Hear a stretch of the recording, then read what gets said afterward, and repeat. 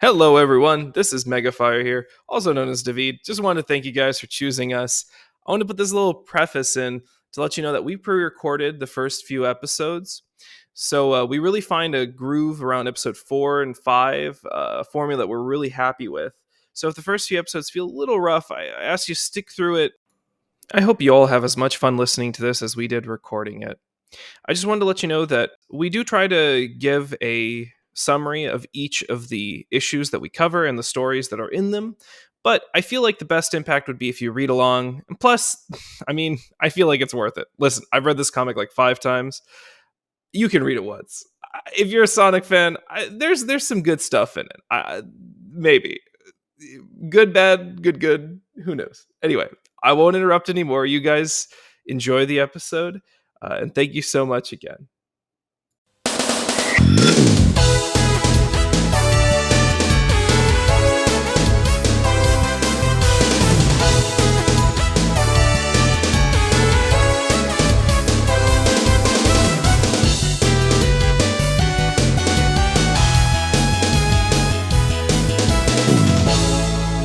Hello, everyone, and welcome to All Goes Back to Sonic, the Sonic comic podcast that myself and my friends here have decided to start. I've kind of shoehorned everybody into reading the old Archie Sonic comics for my entertainment and theirs, hopefully.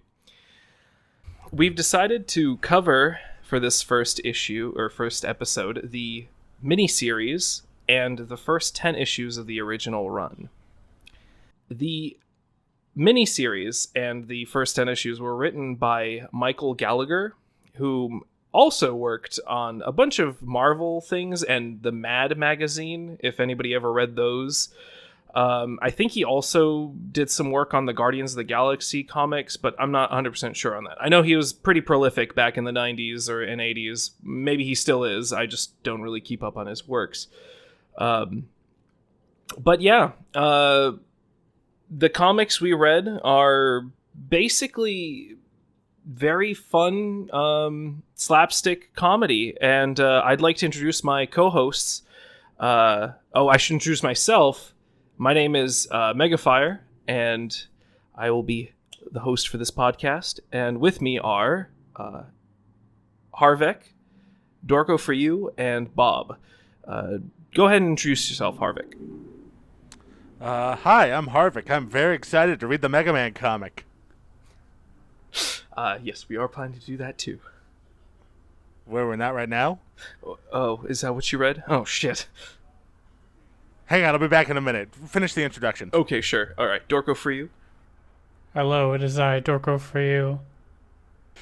I like Sonic a lot. Oh, that's good to know. I'm glad that somebody else likes Sonic in this podcast besides myself. And Bob. I am Bob. My introduction with Sonic was... I never had any Sega consoles, but when I was like a little baby child in elementary school, I had a friend that had a Genesis. He had Sonic 1, Sonic 2, and Dr. Robotnik's Mean Bean Machine, which back in the day I had no idea he was that guy from Sonic. So that was interesting to find out. No, yeah, you make a good point, actually. I'd like everybody's experiences with Sonic. Sort of what do you know? What have you experienced in the vast media conglomerate of Sonic the Hedgehog? Starting with who? Dorko, go ahead. Oh, shit. I remember my first experience was actually just like during a vacation with a lot of family. One of my cousins had like a Genesis, and it was my first time playing Sonic. Though it was the experience of playing as Tails, or as much as you can play when you're when you're player 2 in Sonic 2. Me actively grabbing the second controller just so I can play as Tails because I thought he was really cute and fun to play as. I mean, after that, it was just a long break until I played Adventure 2 and the first Adventure on GameCube, and that was probably the big jump start to me being a lifelong Sonic fan. That sounds like a lot of people's stories. What about you, Harvek? I'm still reading the comic. Okay, but how did you find out about Sonic in the first place, though? What's your Sonic experience? What's your resume? Let's hear it. My favorite game is Mega Man 6. Okay. Actually, my first Sonic experience, I watched the Sonic OVA when I was a kid. I'm actually not that big of a Sonic fan, I'm going to be honest here. Mostly because my first actual game was Shadow the Hedgehog. What a good introduction to the Sonic franchise, actually. I know, right? I mean, actually, that's really interesting. So I started like my Sonic experience with Sonic Adventure on the Dreamcast. That was the first Sonic that I ever played. However, later on, I realized, because of that thing you mentioned earlier, Dorko, where you grab the second controller to play as Tails, I always did that at my cousin's place, playing the original Genesis Sonic, that I did play Sonic, except I never thought about it because I was like always playing as the Fox, and I was like, that's so weird. I'm like, I remember playing a Fox game that kind of is like Sonic, but it wasn't Sonic the Hedgehog. There was no Hedgehog. He was a fox. And so I actually did play the original Sonic first, but then when I played Sonic Adventure, the two things didn't click in my mind. I watched Sonic OVA. I honestly, I always told myself I was never a big fan of Sonic the Hedgehog. I loved Sonic Adventure 1 and 2, and then everything, Heroes was fun. I played every Sonic game out there except for Sonic Labyrinth. I mean, I played it, but I never finished it, so I don't really count that. And I still convince myself every day that I'm not a big fan of Sonic the Hedgehog. And then I've read the comics 3 times over. This is my 4th go at it. And when I say I read them over, I mean I read everything. Cover to cover, ass to ass, through the hard times and the best times. I love them. I don't know, they bring me some sort of sense of nostalgia that I just don't get with anything else. They were my comic book when I was a kid. I never really read comic books. So, have you guys read the Sonic the Hedgehog comics, the Archie one specifically? Or I mean, I just finished reading some. Okay, so this is your first time going over it. I know, Dorko, you've read some. It's been so long, I don't... okay, so I remember like finding the comic at a store. I'm pretty sure by the time I found the comic, it was definitely during Ian Flynn's run. Like when I stumbled upon pages in a bookstore. That's got to be like 2009, I think. I think one of the one of the first covers I remember seeing was like one with Scourge the Hedgehog on it. Oh, hell yeah. Yeah, we're going to get to that guy. How about you, Bob? Did you... I did not, sort of. Except I kind of did. Okay, so there's a game called Sonic Mega Collection. That's just Sonic 1, 2, 3, and a couple others on the GameCube. There's a little bonus section where you can look at a bunch of covers of the Archie comic, but it also has like a full 40-page thing of like some of the earliest stories, some of which we just read. That's pretty much my only experience with this comic. I've never really gotten to the whole thing before. I believe that what you're referencing is, I think they put the graphic novel, quote-unquote graphic novel, which is just a compilation of all the early comics together, which they released later as Sonic Archive or something like that. I think that's correct. Speaking of Sonic Archive, just to set up what we're getting into, Sonic the Hedgehog is about a group of freedom fighters who are literally called the Freedom Fighters, who are going up against the tyrannical Dr. Julius Robotnik, who is a mad scientist who's obsessed with mechanical objects, robots, and pollution. He's very cartoony, very big, guy as we know him now. He's very similar, but if you've ever watched Sagiyan, the cartoon, a lot of the characters are shared between the two series. There's some design differences, and it's actually kind of interesting because the mini-series that we're going to talk about, that came out before the Sagiyan's premiere by half a year or something like that. So it was pretty early. Like, the comics kind of started a lot, at least the mini-series specifically, which was pre full publication. Now, I have something to set us up with, which is a foreword from that thing that Bob was mentioning, that the Sonic Archive. He published a foreword in that, talking kind of about how they received the series and they didn't really have a lot to work with. So if you're going into the series right now and you're starting to read it and you're kind of like, what is happening here? Well, like, if you both watched Sagiyan or you played the games, you're like, well, how did this happen?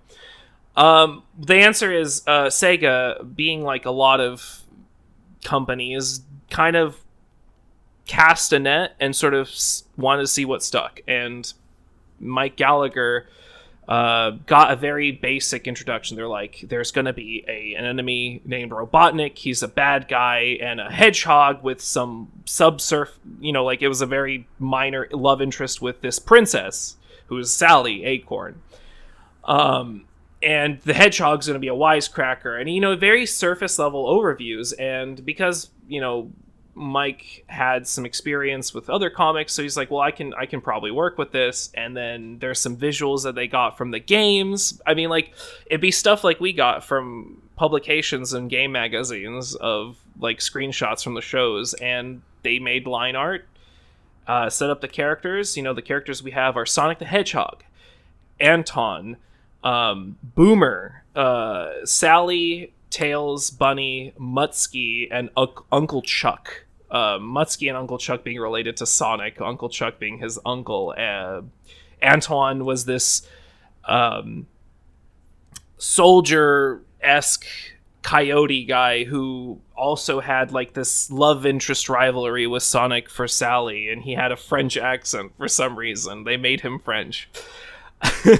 Then you have Boomer, who actually becomes Rotor. So to not be confused, we'll probably use those two names interchangeably for the beginning, but he is Rotor. He's the walrus character who becomes like this sort of the brains of the operation. You have Tails, Miles Tails Prower, the two-tailed fox, Sonic's biggest fan. Sally, who is the princess of the Kingdom of Acorn, which was taken over by Robotnik. And then Bunny, who we'll get introduced to a little bit later, who's this half-mechanized bunny girl. She was saved by Sonic before she becomes fully robotic. And then you get introduced to all these classic Sonic enemies, and yeah. So I guess let's hit the ground running here with the miniseries. The cover page for this miniseries is actually the same as the original. I'm sorry. The first page of this miniseries is is the cover for a pre-publication that Sega put out, which had absolutely nothing to do with this comic, and it was actually kind of wild. So I am gonna put. Anytime I make references to images or screenshots, you can find them in the comments of whatever platform you're listening to. They'll be labeled in order. So like, this is going to be Mini 01. This is from the mini comic. This is the cover page of the first issue of the mini comic, which is 0. And then here is the pre-publication first page. They look pretty much the same. The original artist for the pre-publication was, I believe his name was Francis Mal. And the artist for most of these early comics that we're going to talk about is Dave Manak, whose art I love. But anyway, I thought that was kind of funny. I thought that was kind of cool. It was a little interesting nod at the fact that, as I understand, I don't think the pre-publication was an Archie release. I think it was like a Sega publication. But yeah. Miniseries. We get, introduced to all the characters, like I mentioned earlier. Sally is pink and yellow-haired for some reason, and then she later changes, and In fact, the graphic novel collection that Archive pokes fun at the fact that they changed her color design a few times. Mike Gallagher is the writer. It's very fun and cartoony, a lot of slapstick comedy. They got a lot of OG enemies in there, like the Caterkiller. I don't remember any of the other ones. Do you guys remember the other ones? I already forgot. I think I have it. Oh, yeah, here. It's crab meat. There's the little crab man. Caterkiller. Caterkiller. I know that a few of these, I don't know if they ever had names until this. Like, at least in the Western release. I didn't look into it, but... I don't know. I think the manual for one of the games did this. I think, yeah. It's certainly a contrast considering that the SWAT bots are here too. Right. Yeah, that's true. Yeah. You said this came first before that cartoon with the SWAT bots in them? Yep. Well, I think essentially they were developed at the same time, and like the details were being based on like rough planning stages for the cartoon, and that's part of the reason like characters with different colors or he's going by Boomer instead of Rotor and whatnot. Right. Mm-hmm. I know Robotnik has his SatAM appearance in here, but I'm going to be honest, through almost all these issues, I did not read anything he said in his voice from that show. He very much felt like Adventures of Sonic the Hedgehog, Robotnik. I did the exact same thing in my head. I heard Long John Bradley. What's his name? Bradley? Long John Baldry. Long Baldry, John thank Silver. you. I think that's the point, though. Yeah. No, go ahead. Yeah, he's not a serious Robotnik in this comic like he was in Saturday Morning. So I think it fits anyway. Which is something I think, as we're going to read on, we'll see that there's kind of a flip-flop between those two until they really settle down on a specific Robotnik that's a little bit half-seas, I want to say. But I'm so glad you guys said that, because I've seen online discussion about specifically this, like, how did you read Robotnik's voice? What was it in your head? Was it the Adventures of Sonic the Hedgehog, or was it SatAM? I honestly have no experience with Adventures of Sonic the Hedgehog at all. So in my head, I just kind of had my, it was SatAM always, but it's a cool take. I have plenty of experience with Adventures of Sonic the Hedgehog, but not because I watched the cartoon, but because there's this thing called YouTube where that specific cartoon was very often used as a piece of material for it. Yeah, same. I'm pretty sure that applies to a good chunk of the internet at this point. Yeah, to be fair, that's mine too. When I say I don't have any experiences, that's what it is. But yeah, I mentioned Boomer is not Rotor right now, and actually we won't see that. But something kind of cool. I'm not going to spend a ton of time talking about these miniseries, but that's pretty much it. They just introduced. None of this shit matters, unfortunately, because they don't canonize it really. It's sort of, like I said, they just kind of test the waters. But we get introduced to Uncle Chuck and Mutsky the dog. Uncle Chuck and his chili dog stand, and then Sonic sees Sally for the first time, derogatory. He's like, "Girl, what the?" Was like, "What's the girl doing here?" I mean, it already starts to set their characters up kind of in a unfortunate way. The fact that Sally is nothing more than the token girl for a while, and Sonic is an ass. I mean, something kind of cool is that they had the animals, the people of the kingdom, were all slaves to Robotnik via mind control, and they weren't robots. The big plot point of the comics is that Robotnik captures the citizens and turns them into robots, roboticizes them. So that was kind of cool. Kind of cool to see, like, it wasn't it didn't start that way. And then we move on to the original run of the Sonic comics. Unless you guys have anything to add about the miniseries. I think the only thing is that I would say I just slightly prefer Scott Shaw's art. I slightly prefer his, but I mean, I still like Dave's work for the most part. Scott Shaw, that's right. I'm sorry to mention, I didn't mention this, but Scott Shaw was the artist for the miniseries, and I don't think he appears again until later. I have, like, for whatever reason, I didn't have much I felt like writing down, but I did write down like the artists and whatnot. So like I wrote like he drew for most of the miniseries, but not the last one. Mm-hmm. That's good. That's good stuff to have. Yeah, I wrote some of it down too. But Sonic 1, the proper publication, was Mike Gallagher takes his seat, kind of sort of staple seat as the writer for this comic, and Dave Manak takes on the artists or the pencilers role. There's other people that worked on this comic. Please look at them. I'm not going to list them on every comic that we cover, but those are kind of the two main things. And of course, everybody contributed to this comic's success and criticisms. So equal parts, if you're interested, look up. I think each comic has an entry on the wiki that just tells you who worked on it, like from the pencilers to the inkers to the editors, etc. We have Pink and Black Sally starting on the new series, and then they really start strong because they're just lynching Sonic. A really good maneuver on their end. And Crab Meat. Somebody else mentioned, like, we get a lot of Crab Meat gags. I don't know if you guys noticed, like, he was pretty prominent in these first few issues. He's the goofball henchman. We get, Anton, and they start that little obsession with Sally for him, and he's always getting outshine. Oh yeah, I just realized, I guess they kind of had Crab Meat play the role of, like, Robotnik's sidekick until they get around to finally using Snively. Right, yes. His nephew that will be introduced a little later on, which is strange because it's like in SatAM they use Scratch and Grounder for that role. No. Adventures. Adventures, that's right. Sorry. Yeah, there we go. That's the internet osmosis acting up. And yes, in Sonic Adventures of Sonic the Hedgehog, this is suffering. Yeah, Scratch and Grounder take that position. Crab Meat is still he kind of appears throughout this whole comic in that role still, or at least for these early publications past what we're talking about here.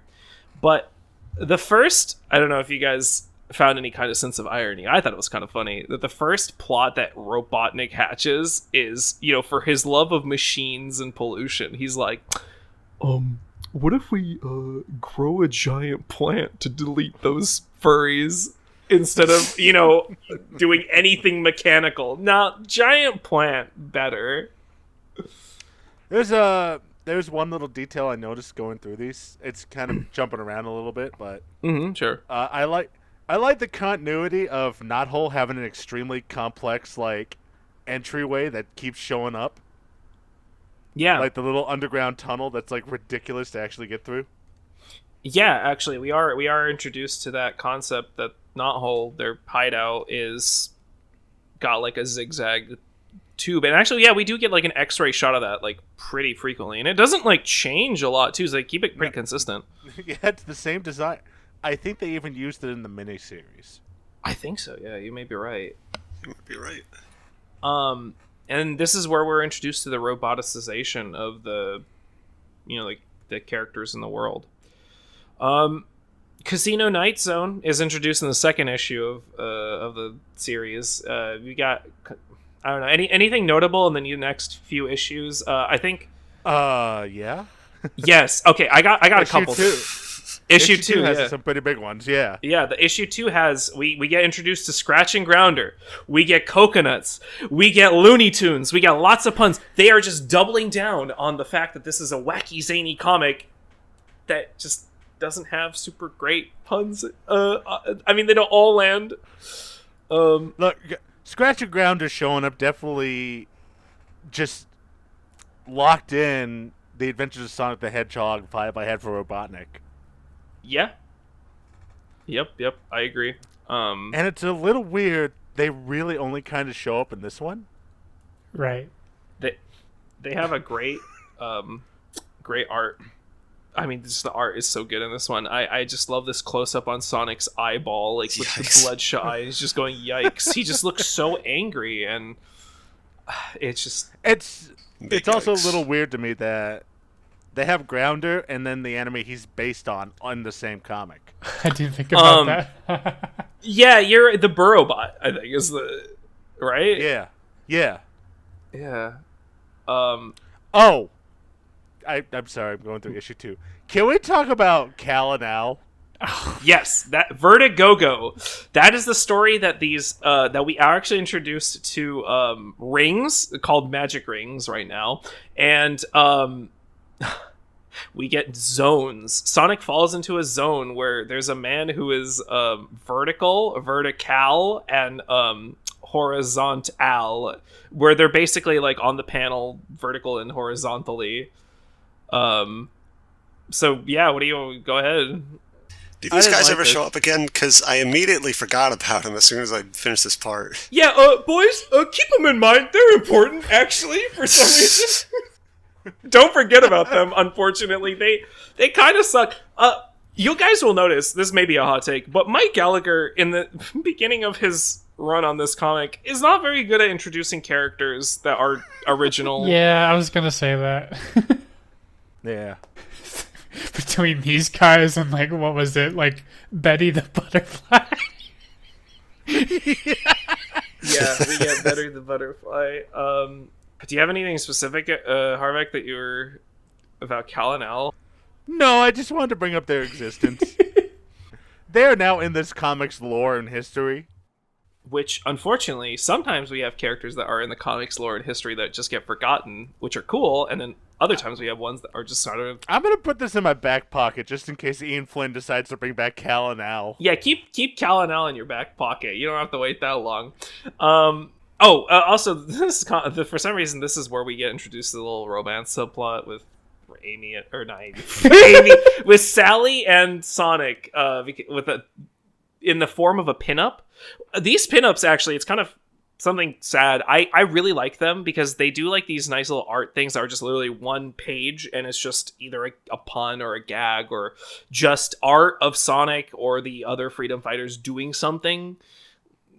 And like for this one, they're just holding a bunch of like Valentine's Day cards, I guess, trying to sneak up on each other. It's like on one page and the other, and these pinups just kind of disappear as the comic goes on.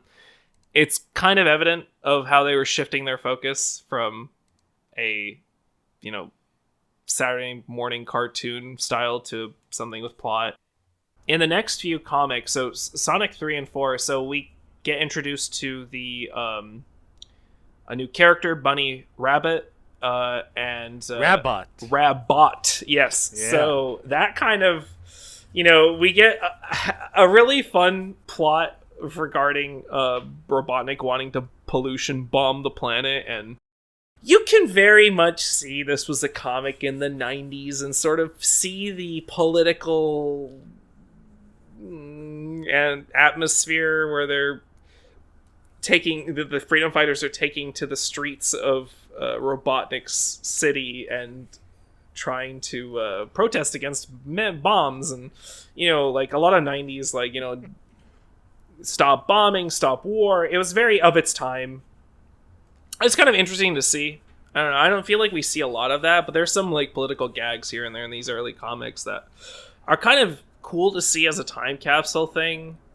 And then there's the masking gag where Broder disguises himself as Robotnik, and then they just pull... Robotnik comes in, he pulls Rotor's mask off, and that's actually Robotnik under there, and then Rotor pulls them. They just pull each other's heads off constantly, and it's just swapping between the two. Very Looney Tunes episode. Very Looney Tunes. I mean, that's kind of how a lot of these comics go. Okay, for the next, Sonic 3 to 6 or 7, do you guys have anything like that you want to... anything that stands out about these? You said 3 and 4, right? 3, 4, 5, 6. I guess those comics. I got some stuff to say about number 4. All right, let's go. So this kind of turns into a modern Sonic game in terms of plot, with Robotnik having this whole scheme and stuff, and then suddenly he loses control of the big monster of the week. And then Sonic pulls the Chaos Emeralds out of his ass and goes super. Yeah, they do introduce Super Sonic in the 4th issue. That's right. And Special Zones. I didn't see it this early. Yeah, he just has all the Chaos Emeralds all of a sudden. We don't get an explanation where he got them, but he has them.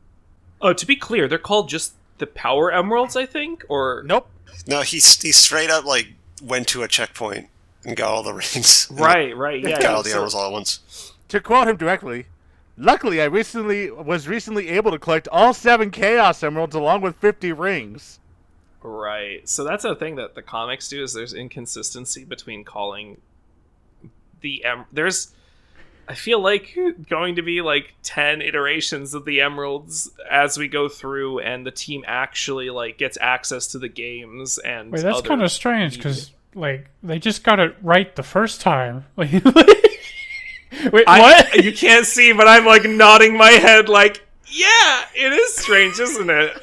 They do get it right the first time. We'll see if that continues. Okay. Like, the only thing that's a little weird is that Sonic just phases through, like the giant dinosaur. Oh yeah, he just blasts through the man with, I guess. Well, no, he doesn't even damage him. He just jumps through him, like phases through him. I guess they just try to use like the Flash's moveset I guess of so. vibrating through. I don't know. You're right though. Like they do. Speaking of the Flash, Sonic and Sonic Colors was right. No copyright law in the galaxy, in time and space, is going to stop this man. And, Because they just have Lex Luthor, Doctor Doom, and the Green Goblin sitting at like villain therapy. Thank you, Michael Gallagher. I appreciate the fact that you're just like, I'm gonna push it in that comic.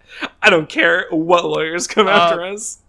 One other thing about issue 4, we have a return of Cal and Al, what everyone wanted. Right. I forgot that they were there already. But yeah, Nothing happens. nothing happens with them. But They're there. don't forget about them though. But you are correct. It's Doctor Doom, Lex Luthor, the Green Goblin, I believe that's Dr. Octopus, and just Gargamel from the Smurfs. I thought that's who that was. It's a bit of I a was strange addition to that group. It's very strange. I mean, this is probably the last time I think we see Coconut scratching Grounder for like a couple decades. If I remember correctly. I can't say for certain, but I think that Scratch and Grounder do not show up for a while in this comic. Because I know that was like a big deal when they show back up like way later on. Yeah. Mm-hmm. So Sonic 5 was I don't think it was directly supposed to be, but it was a reference to Sonic Labyrinth, because they basically, it's like the Olympic Games, and Robotnik wants to cheat, and so he steals Sonic's shoes. Also, we get to see Sonic's toes. Great, grand. Okay, that's. I hope that's something that doesn't happen again. It will. Wow, for free? Yeah, for free. Oh Jesus. So he swaps them with slow shoes, which is the literal plot of Sonic Labyrinth, where Sonic gets his shoes cursed. We get a new writer in 5, Angelo. I'm gonna say it wrong. Angelo Desercer.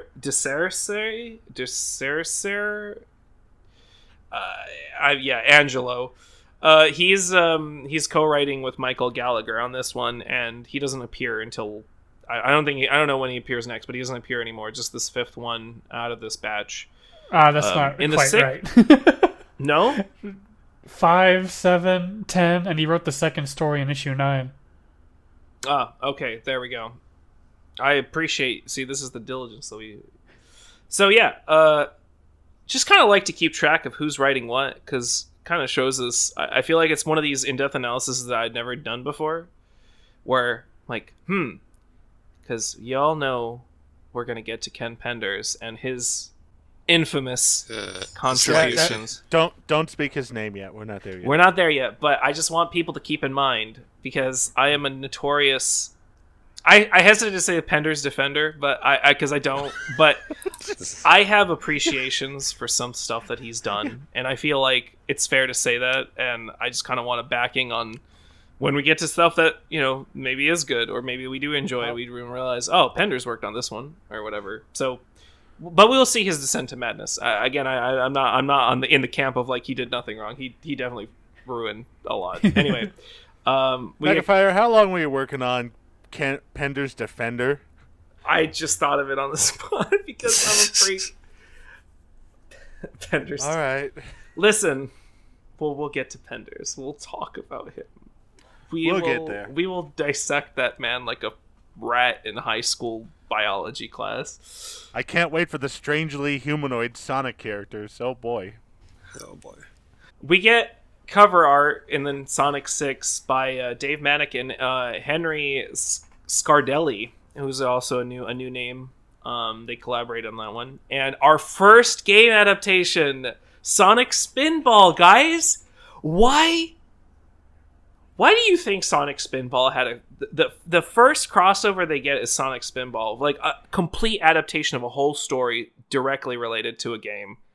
Do you guys have any guesses why that happened? It's funny that it's the first one, but I guess it also makes sense because it's the only Sonic game that has like these like Sally and Rotor and whatnot. Oh yeah, they did do that. Now, that would make sense. However, they decided to just cut them out of the comic.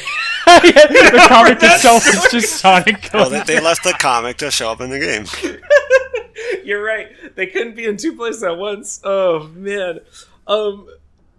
I looked into it, and it's kind of funny because I got a quote from GamePro from 1999, 1998. I don't remember. It was. I'll link it in the description. But Andromeda of GamePro had a mixed review of the Game Gear version. It's not a quote, but I'm paraphrasing this. So, and they really criticized this game. And honestly, there was just like a mediocre reception for the game overall, even in its time of release. I mean, there were some like 80% scores, but for the most part, everything was like very middling. So it's like, was this a promotional stunt or why? And like you said, oh, it's because the characters appeared from SatAM specifically. It was their SatAM versions. You free these characters from the animal capsules in like the special stages or the bonus stages, but they're not in the comic. What were they thinking? Let's face it, breakfast is ruined. You're right. Did y'all like the Christmas Carol story? Because I thought that was like a highlight of these 10 issues. It was cute. Probably was a highlight. I like how instead of coming to his senses, Robotnik gets blown smithereens. A fitting end for him. It's also the first appearance of Snipely. Yeah, that's also You're right. something that's amusing. Yeah. They find like the first introduction of this important character. It's this This is the Christmas special. Christmas special. Who's Snively, fellas? Who is this man? But before you ask, I also like the cameo by Mama Robotnik. Also a character from The Adventures of Sonic the Hedgehog, I think. Yeah, it is. Who, yeah, just doesn't really appear again, I don't think. That depends. If you count the I can't remember what they're called, but like the little gag comics, then she definitely makes a reappearance. I guess you do count as all canon. But Snively. Bob, who is that? Who's Mr. Snively? I don't know. I haven't read this comic. All I know is he's the guy who also shows up in Saturday morning cartoons. And that is what you, a regular comic reader who just started this comic, will see this one-off character and think, hey, he ain't nobody, right? I don't know who he is. But in reality, he's Robotnik's nephew. And that's where I'll leave it at that, because we'll get to him that's later. weird. Yes. Okay, now, comics 7 through 9. I guess we could go 7 through 10. Anything in here? We get introduced to Uncle Chuck.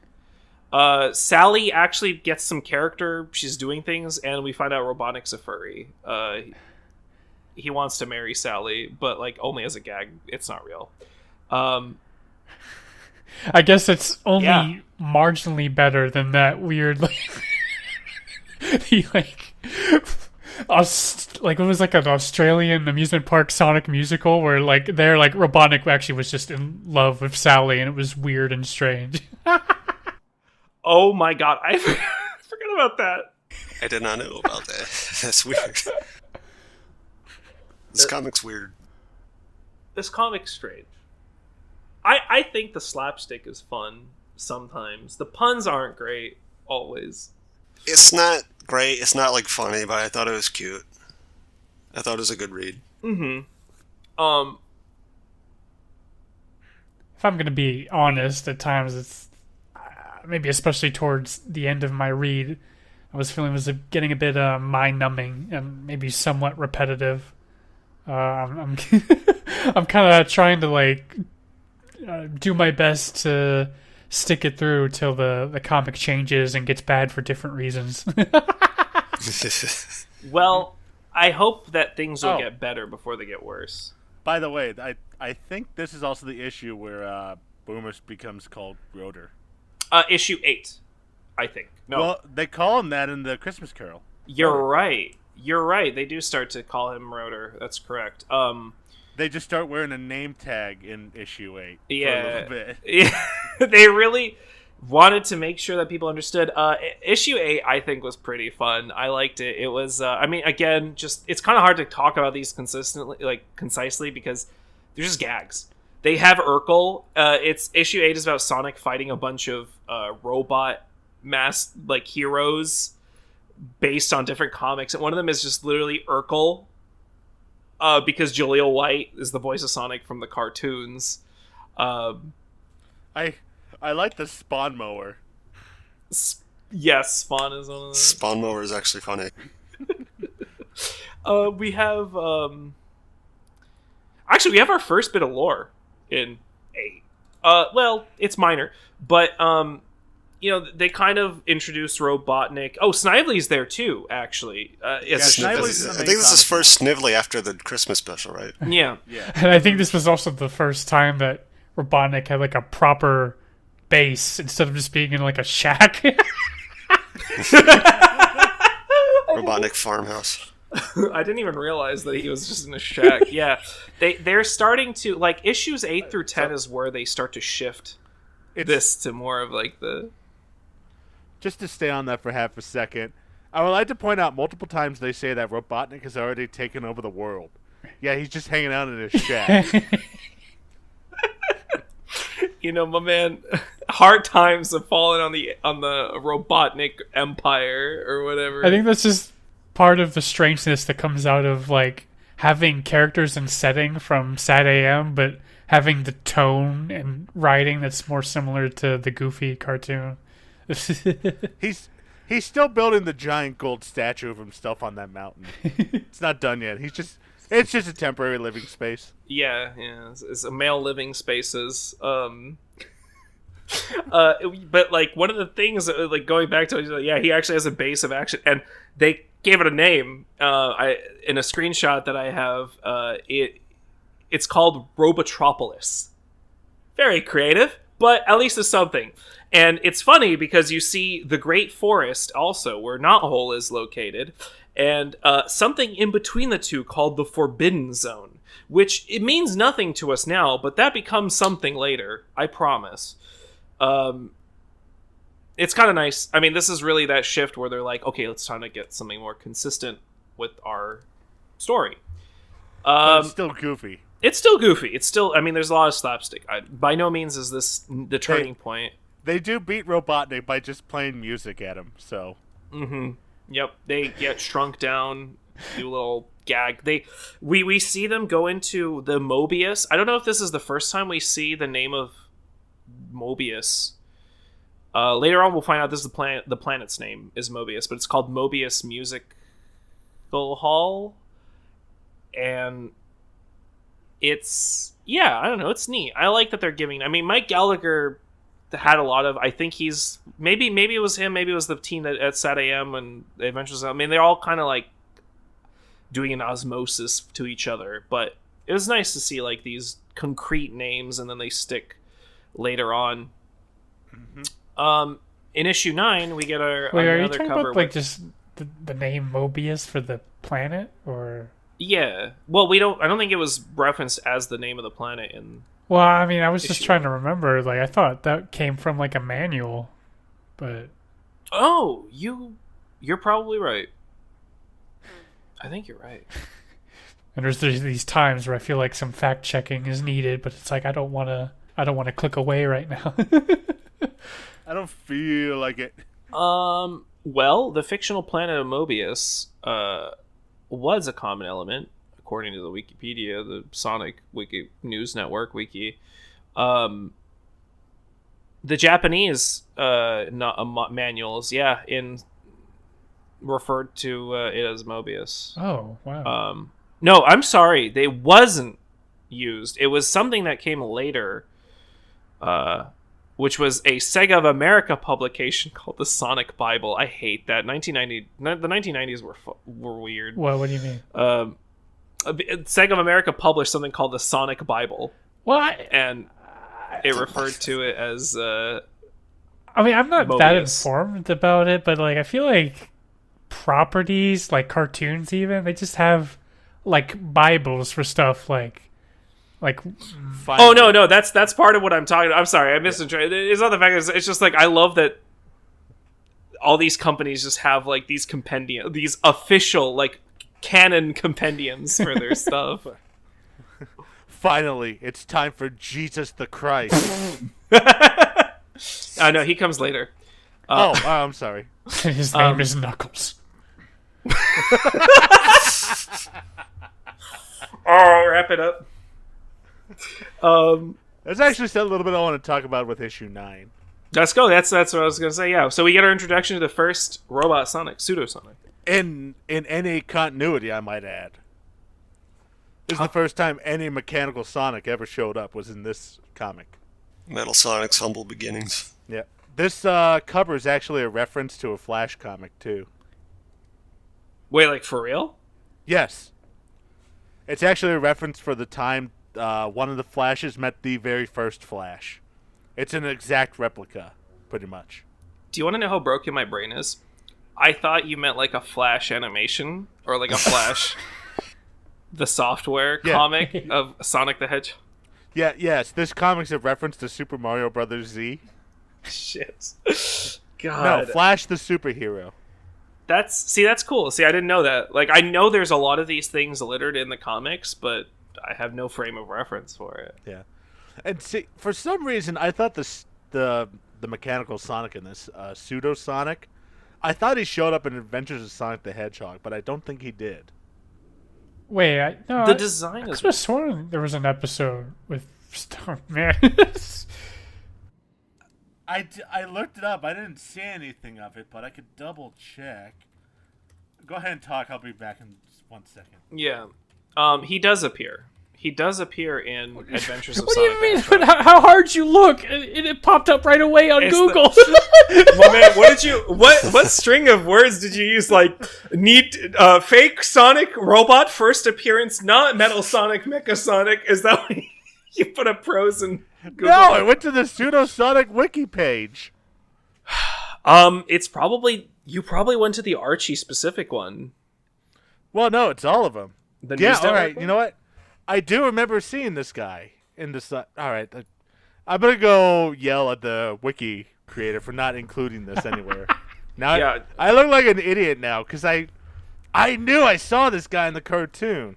How dare you not know these intricate cross contaminations of mass Sonic media? Oh, that's in another thing. 1990. Look, I'm sorry. There's something that's amusing. It's just the fact that like this is the first time there's like a mechanical Sonic enemy, and like Sonic doesn't see him at all. He gets taken out immediately by knocked out. Tails, like right away. Yeah. Oh my God. Oh yeah. Sonic doesn't even get to experience it. Doesn't he knock Sonic out? Well, no. No.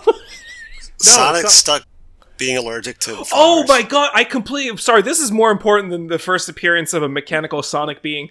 Sonic Yeah, we gotta inflation talk about is born. We gotta talk about Swollen Sonic. When are they going to add Swollen Sonic to the Hey, modern? no, games? even bigger. Let's talk about Betty Butterfly, Yeah, the most important character in this comic. she appears and is like, "I'm one of your butterfly friends, don't you remember?" And then Sonic is become inflated, and she dubs him. And so God spoke from the heavens, Swollen Sonic. Oh, I don't feel so good. I want to see this form return later on. I hope they bring it into the later Archie comics, and if not, I'm gonna personally message Ian Flynn to put it into the IDW comics. I hope you do. I'm gonna hold you to it. I will remember this. It's probably not the weirdest request he's gotten. No.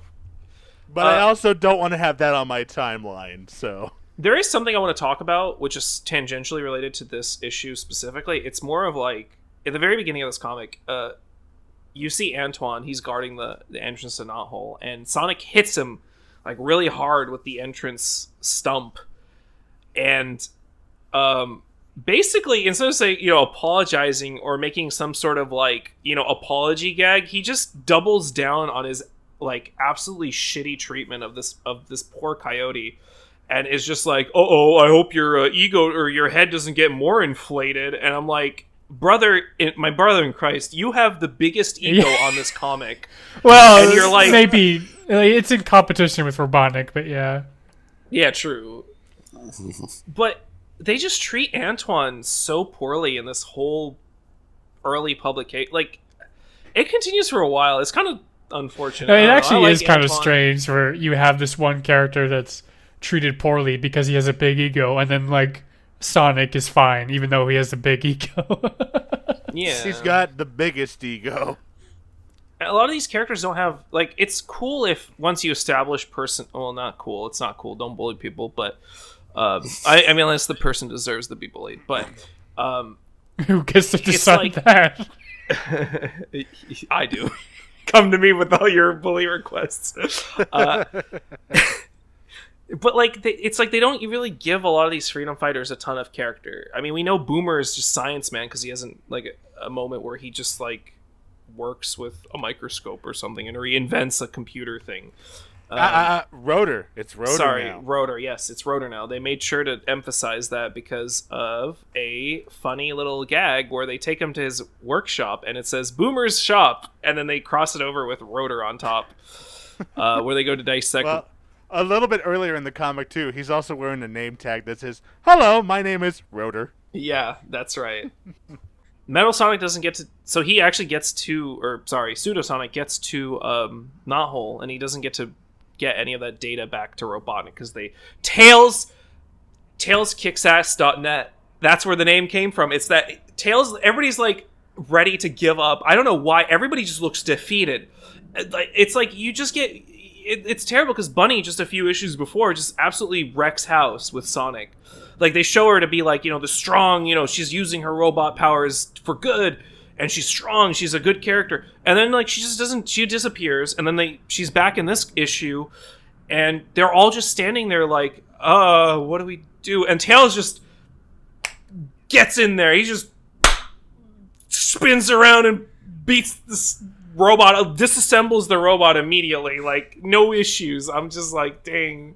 Thank you, base Tails. This is why Sonic works with Tails. Yeah.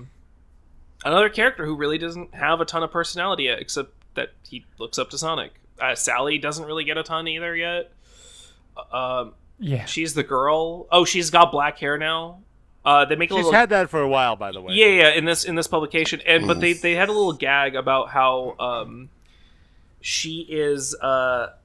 Apparently, this happened because Rotor put ink on her or something. I don't know. Like, there was in the third issue, there's a gag, and I have a screenshot where it's like she's fuming about something, and then Sonic brings up a newspaper that's like a scandal about the princess having dyed hair, and Rotor's just running away with like ink on his hands, and I'm just like, all right, I guess. Like, I think it's funny that they go back to like these inconsistencies from the miniseries. It was just a prank, bro. I thought it was funny when I went to go refresh my memory. Like, what did she look like in the cartoon again? And she has brown hair. Like, wait, is she gonna dye her hair again? Yes, she had brown hair, and she was also brown. A redhead. She wasn't pink. Like, maybe more red. Yeah, it was like an orange. Her fur is brown, but the hair is red. Mm. Yeah, we'll get another 2 design changes for Sally, or so. One very dynamic one, and then one like not so much. But that's for later. This is where I'm starting to kind of get into the same mind space of Dorko, where it's like, this is mind numbing. It's the same shit, except because with the gags and the puns and stuff, they're all whatever. It's nice to see the memes, like a lot of meme images coming out, like the Friday night. You're all on a Friday. Yeah, that exactly. I wanted to bring that up. Go ahead. Actually, here I'll post a screenshot of it. Please do. For the fans.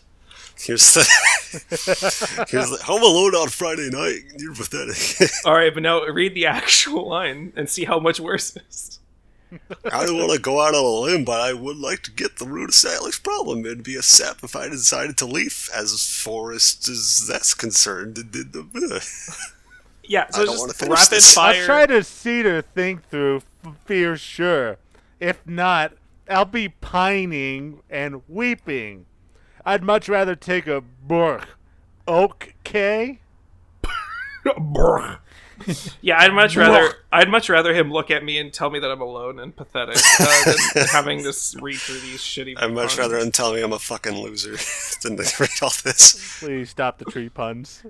Yeah, they really were running out of material, except that they did have a Bambi, or a deer, that they called a bombardier, which was because it was like a bomber pilot, and I think that's funny. I don't know, that was really stupid. It was one panel. Issue 10. Issue I don't 10 want to talk about this. is... Issue 10. Why not? Go ahead. I hate the nerds. Yeah. Michael Gallagher, I'm sorry. If you ever listen to this podcast, I love what you've done. Oh, wait, but I don't think he wrote that one. Oh my god, I'm sorry, Michael Gallagher. You're not... a different reason to apologize. You do... This one was written by Angelo Discare. Hey, I don't know how to pronounce it. So, Angelo yeah, that's the one who wrote for 5. If you ever watch this podcast, I apologize for mispronouncing your name, but I'm not apologizing for not liking this issue. Yeah, like, I'd love to know why. Why'd y'all feel the need to introduce these... Like, any character, really, for one-off gags? Especially when they're not funny ones. Because, I mean, maybe in the 90s, okay, to be fair, maybe in the 90s, making fun of nerds was all... I mean, even, like, in the early 2000s, that was, like, the thing. You know, I grew up as a kid in the early 2000s, but I guess... That was the shtick. I also want to know who keeps putting the gang in just like really smelly situations. Yeah, do you guys have something to say? And why is Sonic never affected by any of this? For context, they're going through the sewers to get into Robotropolis. Yeah. Which features a straight up cameo by the Ninja Turtles. Oh yeah, no copyright law in the galaxy will stop Sonic the Hedgehog. Exactly. Yeah. Universe. No. Oh, I'm sorry. The universe. Shut up! Shut up! It's a bad game anyway.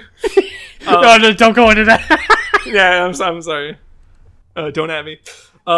Yeah, no. Issue 10. Just to wrap that up, I mean, this is the last issue that we covered this week. It kind of is the beginning of where we're going with this series. It is like the gang is actively doing things to stop robot. Oh, go ahead. Oh, go ahead. I'll say once you're finished. Just they're actually doing. I mean, that first story sucks with the NERBs and stuff, but it's like it's showing them actually doing something to stop Eggman or Robotnik. Yeah. Yeah, the second issue actually has Robotnik in the SatAM chair and everything with the robot bird. Like, we're getting there. We're getting closer to SatAM and less Adventures of. Yeah, you definitely see. Yeah. Yeah, this is the first one I was reading, and I'm like, I don't hear Adventures of Sonic the Hedgehog Robotnik in this one anymore. A little bit, but not.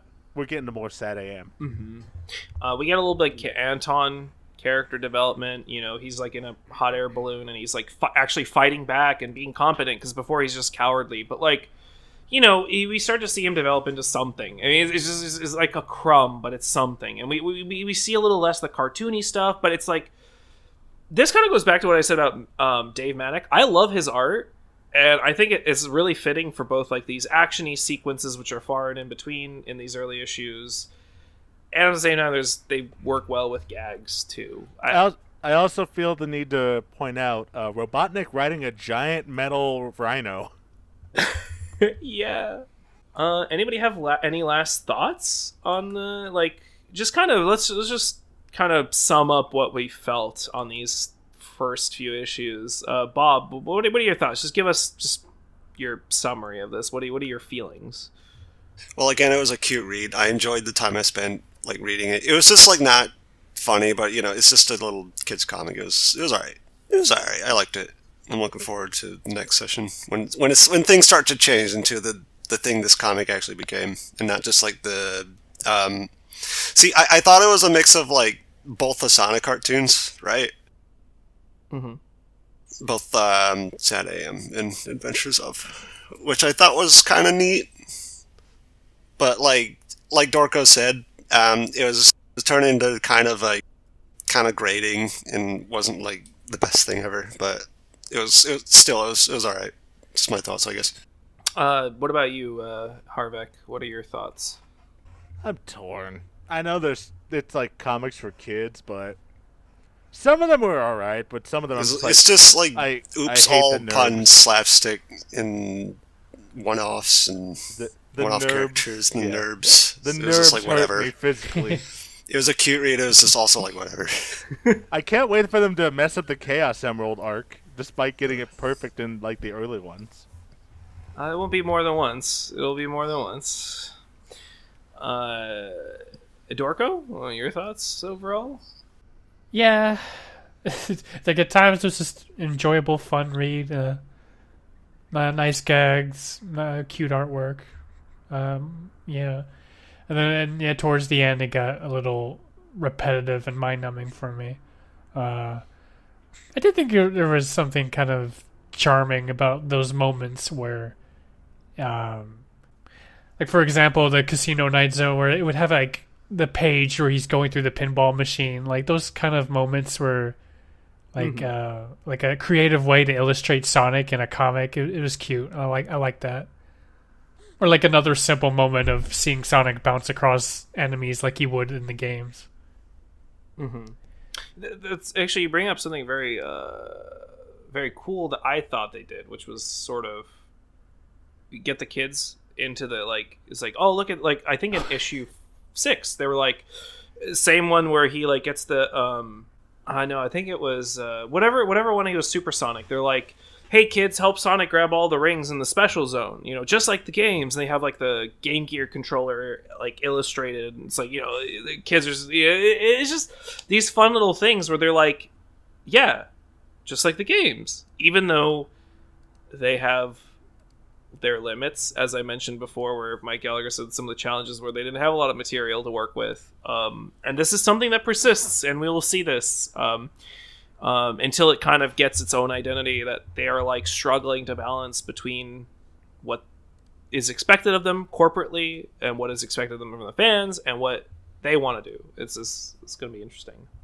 Another closing thought is that it was also just weird. Like, none of us mentioned Kid Robotnik, where he just looks just like Robotnik but without the mustache. So Kid Robotnik was actually like a 40-year-old man. I just thought that was weird and worth mentioning. I forgot about him. Yeah, they do like that's I tried not to remember. We made sure to put that out of our minds before we came here today. I guess so.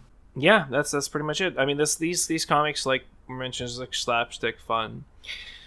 Next time, I'm hoping that we won't run as long as we did today. This was kind of our introduction. My plan is for these shows to go on for about half an hour, 45 minutes.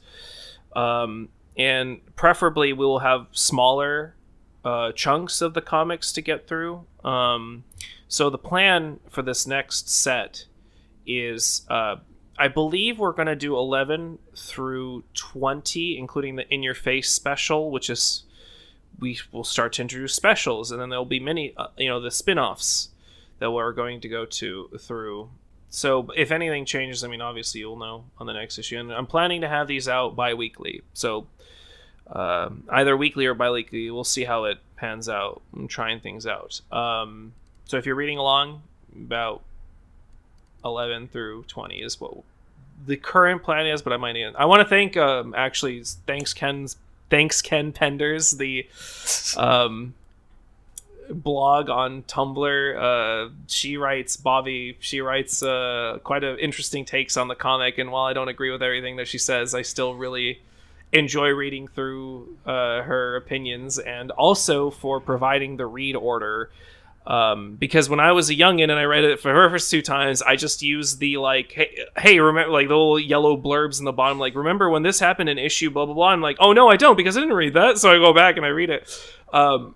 But this is a really good one. I recommend using her Archie order on her blog, and it will of course be in the credits below. And that's our first show. Let us know what you think in whatever platform you're on, and anything that can be improved. Like, comment, subscribe. Like, comment, and subscribe. Thank you so much. Bye-bye. Bye-bye. Bye.